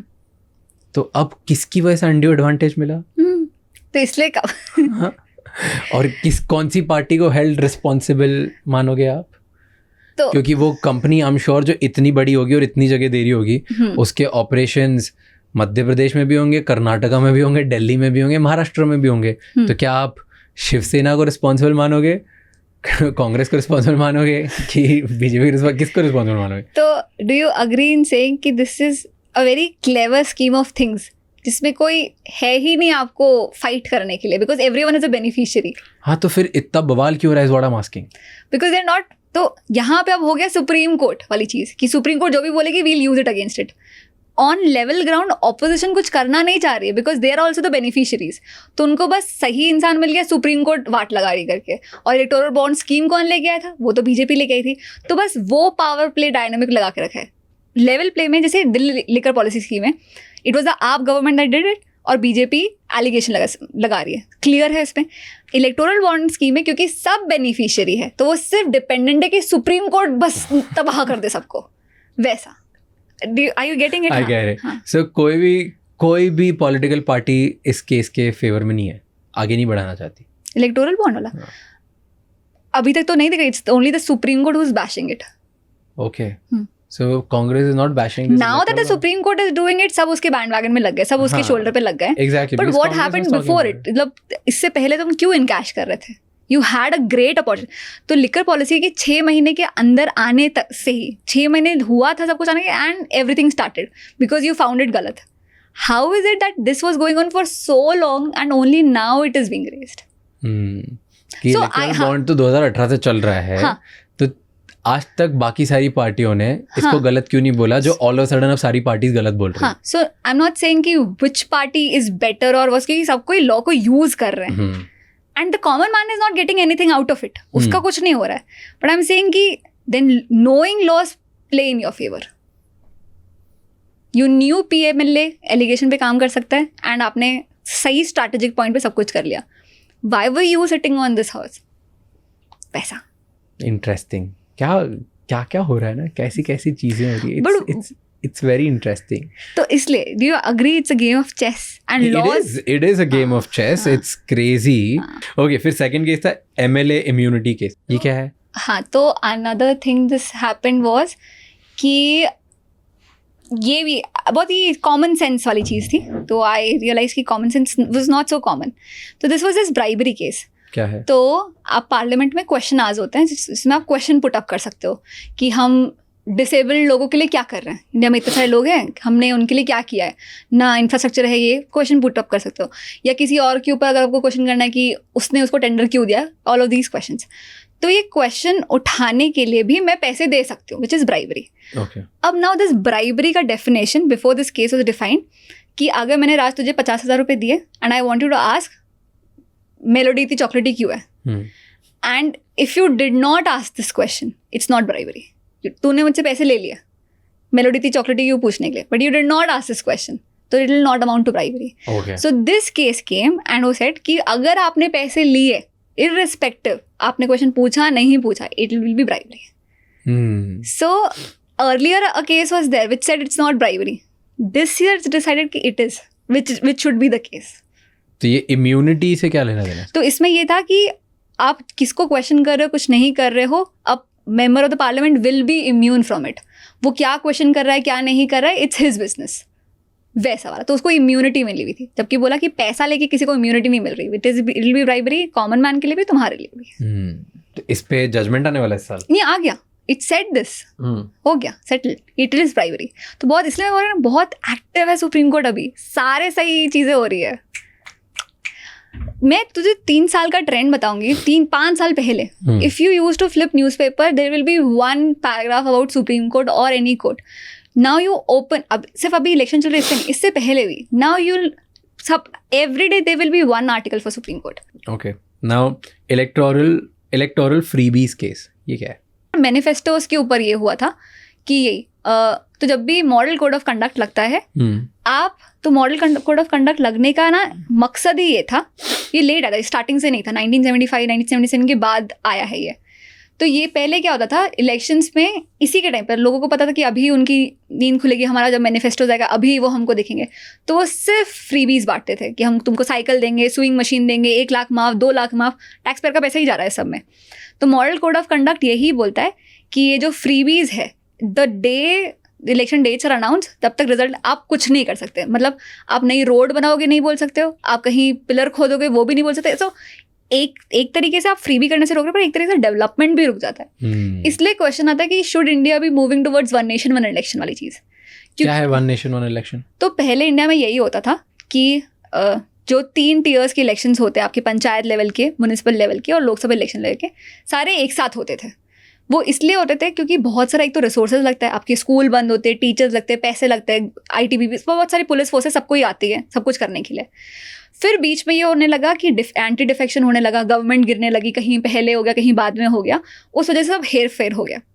अब समझो कि अगर अभी महाराष्ट्र का इलेक्शन हो रहा है, ठीक है, तो अभी लग गया, इलेक्शन की डेट आ गई, अभी मैं बोल रही हूँ कि तुम्हारे म्यूनसिपल लेवल इलेक्शन हो रहा है, तो इलेक्शन की डेट आई और इलेक्शन होने तक कोई नई चीज़ नहीं हो सकती. आप अगर रोड खुद ही है तो वो खुद ही रहेगी, कहीं कुछ प्रॉब्लम आई तो वो प्रॉब्लम रहेगी, कुछ नया नहीं हो सकता. तो 2 महीने तक the state and the citizens will see no new development, क्योंकि वो स्टेट कर ही नहीं सकती है. ठीक है, ये हो गया. फिर जब लोकसभा इलेक्शंस की बारी आती है, अगेन फॉर नेक्स्ट 2 मंथ्स आप कुछ नया काम नहीं कर सकते, कितना भी अर्जेंट क्यों ना हो, कितना भी कुछ नहीं हो. तो 2-2 महीने के लिए जब पूरा का पूरा देश स्थगित हो रहा था, इसलिए 1 नेशन 1 इलेक्शन प्रपोज किया, द बिल भी पास हो गया, प्रेसिडेंट हैज पास्ड इट कि हमको करना चाहिए. Now panel discussions and all will start. Okay, I have few last questions, पर ये 4-5-6 क्वेश्चन जो हैं ये मैंने based on your content, reels, shorts, उन सब से निकाले, जो मेरे लिए काफ़ी न्यू इन्फॉर्मेशन थी, तो मुझे बड़ा मज़ा आया. फर्स्ट चीज़ थी कि इंडिया का नेशनल स्पोर्ट ही नहीं है. हाँ. इंडिया में नेशनल स्पोर्ट ऐसा नहीं बोला जाता, हॉकी है, सेंटिमेंट वाइज क्रिकेट है, पर ऐसे बाय द बुक ऐसे बोला जाता है ना कि हॉकी स्कूल में पढ़ाया जाता है, हॉकी नेशनल स्पोर्ट. इंडिया कोई नेशनल स्पोर्ट नहीं है. इंडिया का कोई नेशनल स्पोर्ट नहीं है. इंडिया की कोई नेशनल लैंग्वेज नहीं है. इंडिया का कोई फादर ऑफ द नेशन भी नहीं. ये तीनों चीज़ इंडिया की नहीं है. फादर ऑफ द नेशन तो MK गांधी है. नहीं, वो एक किसी इंसान ने उनको एज अ रिस्पेक्ट बोल दिया था, तो ना इनको टाइटल्स बोलते हैं, जैसे किसी को मन महाराजा बोल दिए, राष्ट्रपति, प्रधानमंत्री, PhD, डॉक्टर, इनको टाइटल्स बोलते हैं। और कॉन्स्टिट्यूशन का आर्टिकल 18 बोलता है आप सिर्फ आर्मी में और एजुकेशन वगैरह की फील्ड में ही आप टाइटल्स ले सकते हो, बाकी किसी नहीं। तो एक 10 साल की बच्ची ने RTI एप्लीकेशन फाइल किया था पता कराने के लिए कि ये फादर ऑफ द नेशन कब किसने किसको कौन से सन में दिया। तो द गवर्नमेंट सेड कि we have not conferred it, but we should always remember कि the contribution of Mahatma Gandhi and let's not bring controversy on the table, जो जिसको डेजिग्नेटेड है वैसे रहने दो, but it's not a government conferred title. So we don't have a national sport, we don't. National sport नहीं है तो क्यों नहीं है? सारे स्पोर्ट्स इक्वल है, सबको ही इक्वल है। तो अपन को लगता है, तो जब क्या हुआ था, इंडिया जब नया आज़ाद हुआ था ना, अपन इतनी भूखमरी पॉवर्टी सबसे जूझ रहे थे, and you were acing in hockey. तो उसका इतना व्यूअरशिप देख के वे लगा था कि hockey is the national sport, and then cricket बस मान लिया गया है। एंड देन BCCI वाली चीज़ हुई कि BCCI is the highest earning और क्रेज देखते, फिर मान लिया गया था कि क्रिकेट है। We don't have a national sport, we don't have a national language, Hindi is not a national language, nothing. वाह, क्रेजी। तो ये स्कूल में बुक्स में क्यों पढ़ाया जाता है? नेशनल स्पोर्ट मैंने स्कूल में पढ़ा है, फादर ऑफ द नेशन मैंने स्कूल की बुक्स में पढ़ा है, मेरा एजुकेशन सिस्टम मुझे सिखा रहा है ये। तो देख कितना बढ़िया राइट टू इन्फॉर्मेशन एक्ट एक 10 साल की बच्ची यूज की थी। तो Anna Hazare, you heard his name, तो mainly he was famous for Jan Lokpal bill, उन्होंने स्टार्ट किया, फिर एंटी करप्शन वाला सीरीज। उससे पहले तो his life is a great story. मेरे को मूवी बनाना तो 2-3 लोग हैं, उसमें अन्ना हजारे एक है कि मैं मूवी बनाऊंगी, MC मेहता उन पे मूवी बनाने वाले, बहुत बढ़िया। तो अन्ना हजारे ने सबसे, एक तो वो आर्मी में रहे, फिर उनको गोली लग गई जिस वजह से उनको रिटायर किया सब कुछ। तो महाराष्ट्र में सबसे पहले उन्होंने राइट टू इन्फॉर्मेशन एक्ट लाने का बोला था। उनका जो मॉडल उन्होंने बहुत किया, प्रोटेस्ट वगैरह सब कुछ किया, हंगर स्ट्राइक पे गए, और महाराष्ट्र ने ले गया right to information act.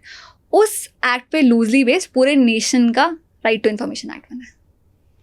Through that we came to know कि ऐसा है। इंटरेस्टिंग।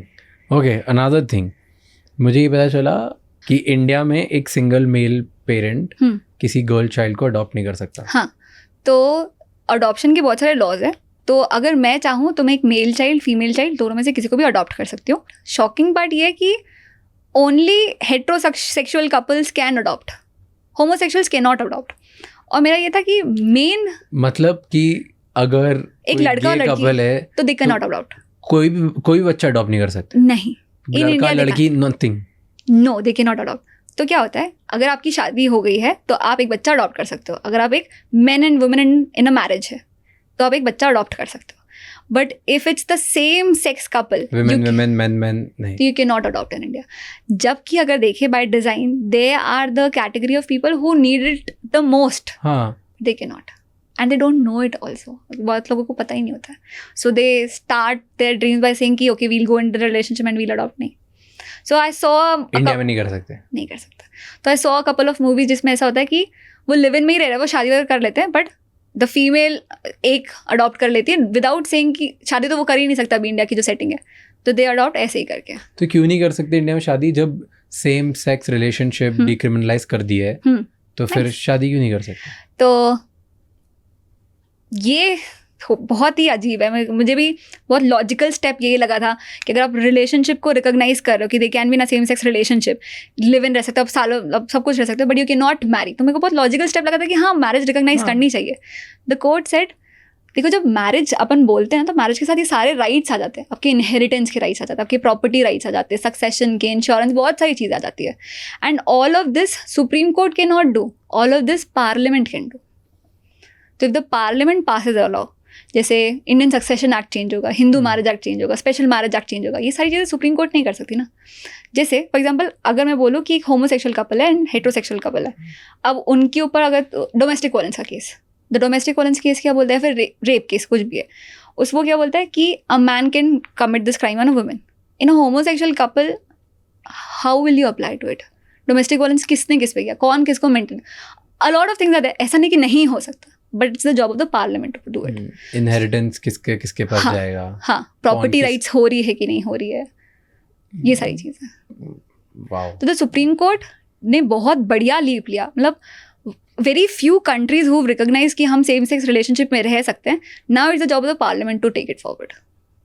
तो उन्होंने एक स्टेप कर दिया, आगे बढ़ नहीं रहा है। ओके, पर टॉकिंग अबाउट मैरिजेस, अगर आपने हिंदू ट्रेडिशन के हिसाब से शादी कर ली, राइट, फिर उसके बाद और आपने मैरिज सर्टिफिकेट नहीं बनाया, हम्म।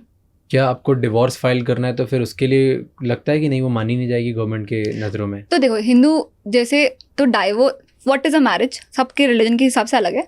तो हिंदू मैरिज है सम बेसिक्स कि ये चीज़ अगर आपने फुलफिल की तो आपकी शादी हो गई। तो जैसे जितने फेरे बोले जाते हैं, जो भी रिलीजन के हिसाब से, जैसे भी। हाँ, सप्तपदी रिचुअल्स फॉलो होने चाहिए। अगर आपके पास उसका प्रूफ है तो योर मैरिज इज़ देयर, आपको कहीं रजिस्टर कराने की ज़रूरत नहीं है। तो इसलिए पता है इसका लूप, इसका कैसे फ़ायदा उठाते हैं। यू मस्ट हैव सीन बहुत सारे जैसे रूरल प्लेसेस में जो 2 शादियाँ करते हैं, 3 शादियाँ कैसे करते हैं। तो लॉ सेज कि आपको दूसरी शादी नहीं करनी है। और शादी का मतलब क्या होगा, ये सारे सप्तपदी, ये सारी चीज़ें करने का। तो अगर 4 फेरे लेने हैं तो उससे 3 फेरे ले लेंगे। तो वैसे तो शादी नहीं हुई ना, पर शादी तो हो गई, तो आप पे केस नहीं हो सकता। करते हैं ऐसा लोग। तो इस पे भी चल रहा है कि दिस शुड चेंज। और तो यू आर टेलिंग मी कि लोग किसी को भी फंसा सकते हैं, कुछ भी कर सकते हैं बाय टेलिंग कि ओके 4 फेरे की जगह 3 ही फेरे ले लिए, हाँ। और फिर डिवोर्स दे करने की डू भी इट जरूरत नहीं पड़ी। कंसेंशुअली। तो अगर गर्ल एंड अ गाय उन दोनों ने शादी करने का डिसाइड किया, शादी करने के डिसाइड पे उन्होंने सब किया, मंगलसूत्र पहनाया, सिंदूर, राइट, एवरीथिंग डन, बस 4 की जगह 3 फेरे लिए, तो उन्हें लाइफ में डिवोर्स फाइल करने की ज़रूरत नहीं पड़ेगी क्योंकि उनकी शादी मानी नहीं गई है। तो कोई किसी को केस नहीं कर सकता किसी भी चीज़ का, डाउरी का। तो ये तो प्रॉब्लमैटिक पार्ट हो गई कि हाँ। प्रॉब्लम नहीं हो सकती। पर मेन प्रॉब्लम क्या है कि तुम 2 शादी नहीं कर सकते, that is the problem. No, मतलब मैं दोनों पे आ रहा था, like one is getting away, तो तुम्हारा जो इतना बड़ा प्रोसेस होता है डिवोर्स का, तुम वो भी नहीं कर सकते, फाइल नहीं कर सकते क्योंकि शादी मानी नहीं गई। सेकंड इज तुम 2, 3, 4 शादियां कर सकते हो क्योंकि शादी नहीं हुई कोई और। तो इसमें ना यही चल रहा है कि Hindu marriage act should change any, और बोला जाए कि ये करना चाहिए कि any act done with the intention of performing second marriage should be made punishable, वैसा होना चाहिए। पर ये कैसे प्रूफ होगा? तो अगर आप किसी ने एक शादी कर ली, हाँ, ठीक है, अब उसने इंटेंशन नहीं था कि दूसरी करूंगा, बाद में कर ली दूसरी आधी, उसमें फिर तीसरी कर ली आधी, फिर चौथी कर ली आधी, फिर उसमें तो चलते ही जा रहा है उसका। तो यही पनिशेबल हो रहा है कि क्या तुम उसके साथ, एक तो अडल्ट्री भी आपका हो गया, पर दूसरा अगर आपने कोई भी एक रिचुअल परफॉर्म किया शादी के नाम का भी, तो that should be made punishable. तो that is the discussion going on कि ये तो लोग फायदा उठा ले रहे हैं। एग्जैक्टली। हाँ, तो जैसे गाँव अगर भी कैसा था कि अगर आपको एक शादी से बच्चा नहीं हो रहा तो आप दूसरी कर लेते हो, और ताकि आप पे वो केस भी नहीं कर पाए तो आप एक रिचुअल कम कर लेते हो, ऑल ऑफ दैट। हाँ, दिस इज वाइल्ड। बट फिर मैरिज सर्टिफिकेट की तो वैल्यू ही नहीं रखी। क्यों? क्योंकि अगर हिंदू ट्रेडिशन के हिसाब से अगर आपकी मैरिज हो गई, या मुस्लिम ट्रेडिशन के हिसाब से आपकी मैरिज हो गई, या कोई भी ट्रेडिशन के हिसाब से मैरिज हो गई, मान लिया वो शादी, अब तुम्हें को राइट सारे वही मिलेंगे। तो registered marriage is different and marriage certificate is different. Okay, both of these are. Marriage certificate होने से क्या फायदा है जो मुझे रजिस्टर मैरिज में नहीं मिलेगी? तो ये ना चीज़ें ही डिफरेंट है। तो जैसे अपन आधार कार्ड बनाते हैं, सब चॉइस सेंटर पे जाके सब कुछ कर लेते हैं। आपने शादी कर ली, उसके बाद आप चॉइस सेंटर में जाके अपने डॉक्यूमेंट देते हो और वो आपको मैरिज सर्टिफिकेट दे देते हैं। It is not a validity कि यू आर मैरिड और not, it is just a certificate जिसके बाद आप और चीज़ों के लिए अप्लाई कर सकते हो। Now if you don't want to perform ऐसा हिंदू मैरिज या फिर ये सारी चीज़ें, आपको कोर्ट में जाके मैरिज करनी है, तो उसको कोर्ट मैरिज बोलते हैं। तो ये दोनों डिफरेंट चीज़ें हो गई। बट कोर्ट मैरिज, अच्छा, तो जिसने एक अपने ट्रेडिशन के हिसाब से मैरिज करी उसको कोर्ट मैरिज करना जरूरी नहीं है? हाँ, तो court marriage is an alternative to traditional marriages. Okay, but फिर लोग दोनों क्यों करते हैं? कोर्ट मैरिज भी और ये भी नहीं। तो a lot of people do traditional marriage और फिर वो मैरिज रजिस्टर करवाते हैं। हाँ, ओके, वो होता है ताकि अब वो बैंक अकाउंट वगैरह जो भी चीजें हो जाती है। और बहुत सारे लोग रजिस्टर नहीं कराए तो मैरिज सर्टिफिकेट, बैंक अकाउंट वगैरह नहीं बनता है, पर सबके लिए अलग अलग डॉक्यूमेंटेशन देने पड़ते हैं, सबके लिए वापस एड्रेस प्रूफ देना पड़ता है। दूसरा, बहुत सारे लोग तुमने देखा होगा सिर्फ रिसेप्शन थ्रो करते हैं और शादी के नाम पे कोर्ट मैरिज कर लेते हैं। मेनली स्पेशल मैरिज एक्ट में वैसा कर लेते हैं कि तुम्हारा भी हमारा फॉलो करे, हमारा भी करे, तो वो कर लेते हैं। बट कोर्ट मैरिज और रजिस्टर्ड मैरिज दोनों डिफरेंट। तो registered marriage is a document और कोर्ट मैरिज इज योर शादी। Got it. Wow. ये पता ही नहीं था मुझे. This is new thing that I'm getting to know. You know, one good thing you should tell Pranjal, I've never told him, is मैं आपके हस्बैंड से 2 बार मिला हूँ लाइफ में. तो हस्बैंड वर्ड ना डाइजेस्ट नहीं होता. मतलब प्रांजल आपके बॉयफ्रेंड से, ठीक है. मैं 2 बार मिला हूँ लाइफ में. पर मुझे इतनी, I don't know why, but इतनी अच्छी वाइब्स आती है. मुझे हर बार आती, पता है. Exactly, like he is, to me he looks like a big brother. पता नहीं क्या ऐसी इतनी calm, composed vibe है. और मैं 2 बार मिलके मुझे लगा कि यार ये he'll be there for me. And he is like that. Nothing gets to him. मतलब मैंने और कोई ऐसा नहीं देखा जिसका कोई एनिमी वाली लिस्ट नहीं है, फिर आई डोंट लाइक वाली लिस्ट हो. He likes everybody. थोड़ा अजीब मेरे को है. भी, but I think he reflects that vibe. मुझे तो सेम, मुझे बहुत ही अच्छा, दोनों बार मिलके मुझे इतना अच्छा, लाइक माई रिस्पेक्ट ऐसे तो मैं ना उनका ज़्यादा कंटेंट देखता हूँ ना मैं उनको को बहुत फॉलो करता हूँ, मैं कुछ पता नहीं है मुझे उनके बारे में. 2 बार मिला हूँ लाइफ में और मुझे 2 बार में ऐसा लग गया कि यार मेरी रिस्पेक्ट बहुत ज़्यादा. And he likes meeting people. मतलब हमारी शादी में, शादी तो थी ही नहीं, it was a get together. So I propose Pranjal शादी के लिए. तो मैंने होली पार्टी बोल के 60 लोगों को बुलाया था. मैंने एक्चुअली 40 बोला था. When Pranjal came to know 20-30 लोग और ऐड हो गए. So when I am proposing, Pranjal is calling other people, अरे तू कहाँ है करके. And even after the proposal, he's just meeting everybody. So it was a school and college get together. It was not a proposal party. Same was शादी. So मेरा सिर्फ एक part था वो चल के आने का. ठीक है, that was supposed to be my spotlight moment. वो भी प्रांजल नाच रहा है. तो if you zoom into our video, मैं प्रांजल बस कर जाओ. So he stole the light. तो मेरा ना ऐसा होता है कि यार गो, बहुत अच्छा लग रहा है, बहुत रिस्पेक्ट आ रही है, बहुत चिड़ मच रही है उस पर, फिर बहुत रिस्पेक्ट आ रही है, फिर बहुत चिड़ मच रही है. This is every day. हाँ, every day. How cute. Nice. And 15 years. 15 years. So we've lived as much years apart as together. 15. Oh, you guys are 30 now. Both हाँ. same age. Same school, same ऐसा भी था क्या कुछ? हम लोग 2 minute दूर रहते थे एक दूसरे से जिंदगी भर. तो मतलब घर वालों का एक्सेप्टेंस तो अगर 1 साल पहले हम लोग एक दूसरे से मिल लिए होते, हम दोनों भाई बहन बन जाते हैं. क्योंकि बहुत ही जल्दी बहुत ही जल्दी मिल लेते हैं. हाँ.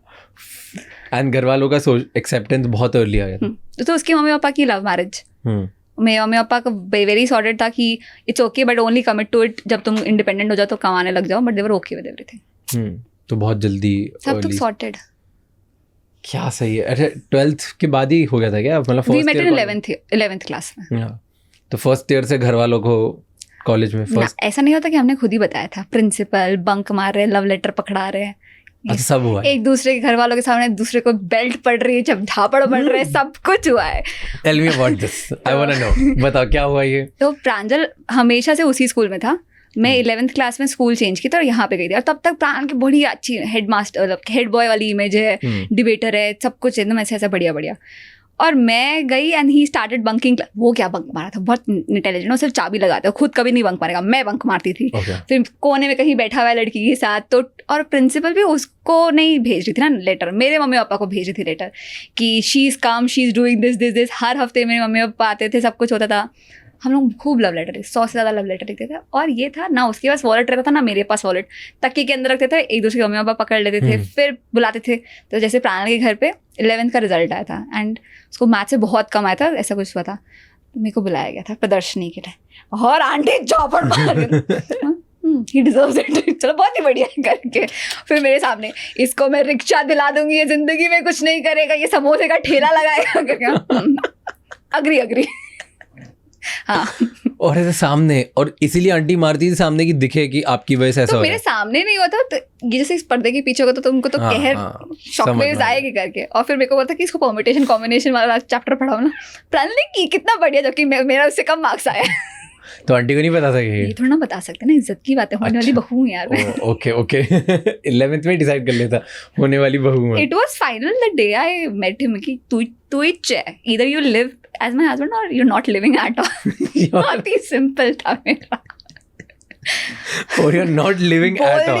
बोल दिया. वो जैसे डॉग्स का होता है ना, पीइंग टेरिटरी वाला, यो माइन तो माइन खत्म. डे 1 पे हाथ रख दिया तो अब मेरी territory. Oh wow. Last question जो मैं सबसे पूछता हूँ, as a lawyer do you think India पैसे बना सकते हैं लोग? आराम से, if you got the right skill set. अगर आप डे 1 में ही घुस रहे हो तो मेरे को लगता है कि माइंडसेट बहुत इंपॉर्टेंट है. आपको ईगो मसाज हटा के लॉ स्कूल में घुसना चाहिए. So you go into law school because you are passionate for law, not because you want to do law from a particular law school. उससे फर्क नहीं पड़ता. पैशनेट फॉर लॉ कैसे पता चलता है? पैशनेट फॉर लॉ, बचपन में पैशन पता ही कैसे चलता है? तो क्या जब भी घर पे डिस्कशन हो रहे हैं तो are you excited toward social things, are you excited toward political things? अगर कोई ग्रे एरिया डिबेट हो रहा है, like for example prostitution, should it be legalized or not? Cigarette, should it be banned or not? Do you have an opinion for something? But ये बहुत elevated घरों की बात है. पता है, मेरे को समझ में आ रहा है. It can be anything. You pick out any topic. तो तुम लड़ते हो, डिबेट करते हो घर में? तो नहीं, नो, तो I was never a debater. मेरे को जो चल रहा है बढ़िया चल रहा है, मेरे को ज़िंदगी बहुत अच्छी लग रही है, but I had an opinion for things. Can it be done better? Who are the beneficiaries? ये कैसे रहा है? So I was interested in the system of things कि ये चीज़ें हो क्यों रही है. एकदम अगर हम सिंपल लेवल पे ले, अगर फॉर एग्जाम्पल 6th क्लास के बच्चे को सोचना है कि इसको लॉ पसंद आ रहा है कि नहीं, तो let's say civics, are you liking it? History, are you liking history वाली चीज़ें? तीसरा हो सकता है करंट अफेयर्स में इंटरेस्ट. तो मुझे समझ में आया था कि तो मैंने पूरा 9th क्लास से लेकर 12th तक मैंने इंजीनियरिंग ही था, मैं इंजीनियरिंग करने ही वाली थी. And how did I choose law is, मैं AIEEE सबकी एग्ज़ाम दे रही हूँ, BARC की एग्ज़ाम दे रही हूँ, and I just open the syllabus of CLAT and it had current affairs, all those things that I wanted to talk about. तो I have always been a kid जिसको घर पे डिस्कशंस अच्छे लगते थे. आपको पता है ये हुआ, आपको it can be a joke और एनीथिंग. तो CLAT का सिलेबस इतना प्यारा था ना, इट हैड करंट अफेयर्स. कौन सा लॉ पास हुआ, कौन प्राइम मिनिस्टर बना, इसने किसको कब बोला, रफाल की कौन सी डील हुई, and all of that was I am interested all of that. तो आप CLAT का पेपर उठा के देख लो, आपको पसंद आ रहा है कि नहीं, and that is going to be your law school. पर once you have cleared CLAT, that's just step 1, and then you are giving yourself 5 years commitment. और मैं तो बता रही हूँ, there are 3300 seats only for national law universities. 1 lakh बच्चे और भी तो है ना. तो उनको बस ये समझना है कि अगर उन्होंने CLAT दिया था क्योंकि उनको लॉ में इंटरेस्ट था, तो keep your interest alive, you will find a teacher, you will find a motivation and you will finish up law. Then once you are done with it, अच्छे से प्लान करो पूरी चीज़ें. इट्स नॉट कि आपको 4th year में करना है. अब हर लॉ स्कूल में आपको 9 इंटर्नशिप अपॉर्चुनिटी मिलती है, दैट बार काउंसिल बोलता है आपको करनी ही है. उसको आप अच्छे से प्लान कर सकते हो. आप NGO में करो, स्टार्टअप में करो. स्टार्टअप्स में बहुत ढूंढते हैं नए क्रिएटिव फील्ड के बच्चों को. स्टार्टअप में हर बच्चे को काम करना ही चाहिए. They know a lot of things. Company में जाओ, सुप्रीम कोर्ट जाओ, हाई कोर्ट जाओ. इससे पहले ना, आई थिंक आप जब लॉ स्कूल का टेस्ट आपको लॉ स्कूल में आके मिलेगा ऐसा ज़रूरी नहीं है. अगर आप 12th के बच्चे हो और आप लॉ में जाना चाहते हो, आप 1-2 हफ्ता बस डिस्ट्रिक्ट कोर्ट में 2 घंटे गुजार के देखो, whether that environment suits you और नॉट. जैसे CA वाले बच्चे करते कि it is going to be test job, it is going to be research वाली चीज़, इसमें बहुत लगने वाला है. आप 2 हफ्ते डिस्ट्रिक्ट कोर्ट में गुजार के देखो, आपको समझ में आएगा कि whether you made for it और not. You try conversing with people कि एक्चुअली में the hard question that you ask कि कितना कमाते कितना हो लॉ के बाद, ये हम नहीं पूछते हैं. बहुत मैंने नहीं पूछा था. मुझे 5th year तक नहीं पता था कि मुझे क्या करना है. ये पता था कि क्या नहीं करना है, पर क्या करना है मेरे को नहीं पता था. तो don't be like me, have a lot of patience. आप रिसर्च जिंदगी भर कर सकते हो कि नहीं, that is one question you should ask your self. और पेशेंस रहने वाला है कि नहीं. If you have these 2 things, lawyers का खूब स्कोप है. Got it. Brilliant monologue. It's very evident कि आप सोलो कंटेंट क्रिएटर हो. मुझे ऐसा था कि मैं लीगल एजुकेशन और टीचिंग के लिए बहुत पैशनेट हूँ, because 6 years, I've done 5 years graduation, 1 year of PG, and legal education and teaching is all that has given me validation. So I am very passionate about it. और मुझे इस field में validation करना ही है. You are doing great job. मेरे को तो इतने सारे लॉज और चीज़ों के बारे में पता ही आपके चैनल से चलता है. That's why I was interested to call you here. बहुत सारी चीज़ें जो मुझे कभी पता शायद चलती ही नहीं लाइफ में, I got to know because of your channel. So you are definitely adding value. Thank you. And thank you so much for coming here. Thank और you. बहुत सारी चीज़ें समझाने के लिए हमें मुझे इतना easy language में, easy way में. I really enjoyed it. मुझे भी बहुत मज़ा आया. इतनी सारी चीज़ें तो कर रहा है, मुझे अभी पता चला तो मुझे तो और पसंद आया मिलके. Thank you so much. Thank you. Thank you so much ये एपिसोड एंड तक देखने के लिए. मुझे प्लीज़ कमेंट्स में फीडबैक दीजिए और बताइए कि कैसा आपको ये एपिसोड लगा, ताकि आपके कमेंट्स और फीडबैक पढ़ के मैं अगला एपिसोड और बेहतर तरीके से बना सकूं. आपके कमेंट्स मैं बहुत ज़्यादा रिगरसली पढ़ता हूं, क्योंकि उसी से हम आज तक यहाँ पहुँचे और इसी तरीके से हम आगे भी जाएंगे. एंड आपके लिए वर्ल्ड का बेस्ट पॉडकास्ट इसे बना कर ही रहेंगे. बिफोर यू लीव, ये एपिसोड किसी एक इंसान के साथ शेयर कर लो, क्योंकि one conversation can change someone's life and that can add to country's growth to another level. Please don't forget to subscribe this channel, like, comment, share, and until the next episode, keep figuring out.